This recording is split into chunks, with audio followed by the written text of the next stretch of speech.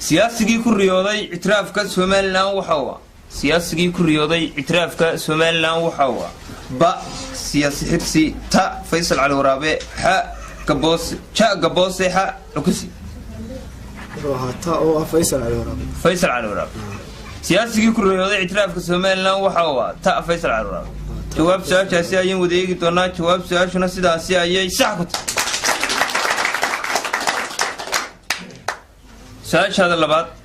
وفير سو كمبيوتر كوريا لنا يك غير برعو waxay tuu gow yaqaanaan reer burco waxay tuu gow yaqaanaan ba kabacde ta sharcase ja hantile ha maalqabeen su'aasha isku day waxaan noqonaysaa ha oo ah maalqabeen reer burco waxay u yaqaanaan ninka tuuga ha maalqabeen jawaab su'aashaasi ayaan wadeegi doonaa jawaabta su'aashuna sidaasi ayay sax ku tahay su'aashaadii saddexaad aad ugu fiirso magaalada aan xayraanka nolosha uga suurtagelin waa magaalada aan xayraanka nolosha uga suurtagelin waa ba magaalada Kismaayo ta magaalada Muqdisho ja magaalada Nairobi ha magaalada Hargeysa su'aasha isku day waxaan noqonaysaa ta waa magaalada Muqdisho laba jeero min laba jeero aan dadweynuhu ku caawin doonaan aad uga fiirso su'aasha meel wanaagsan ayaad maraysaa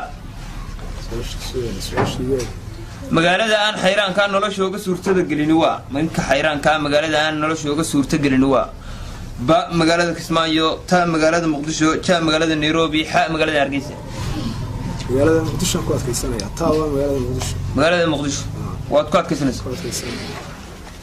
magaalada aan ninka xayraanka nolosha uga suurtagelin waa ta Muqdisho jawaabta su'aashaasi ayaan wadeegi doonaa jawaabta su'aashuna sidaasi ayay qalad ku tahay waa magaalada Hargeysa ee markaa ta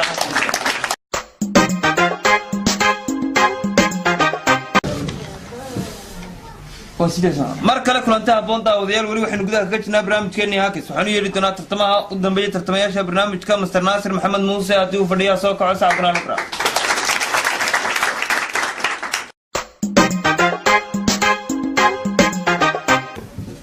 ku soo dhaw barnaamijka Haakis magacaaga halkaad ka shaqeyso xaafadda magaalada Burco ka nooshay aan ku soo dhawahay magacayga Cabdi Naasir Maxamed Muuse waxaan ku nahay xaafadda Tawxiid